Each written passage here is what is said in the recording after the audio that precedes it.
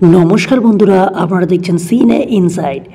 অনুরাগের ছোঁয়া ধারাবাহিকে আজকের পর্বে দেখবেন দীপা সেই খোঁড়া মাটির কাছে দাঁড়িয়ে বলে, এইখানেই নিশ্চয়ই ডাক্তারবাবু আছে।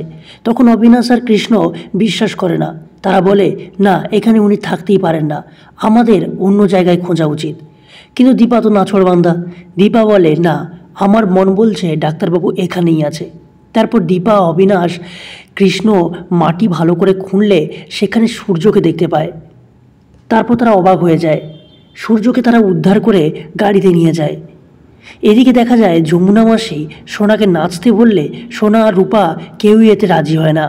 যমুনা মাসি তার লোকেদের বলে, এদের দুজনকে নিয়ে যা, এবং রূপাকে লক্ষ্য করে বলে, আর এই মেয়েটা যদি বেশি ফড়ফড় করে তাহলে একে শেষ করে দিবি।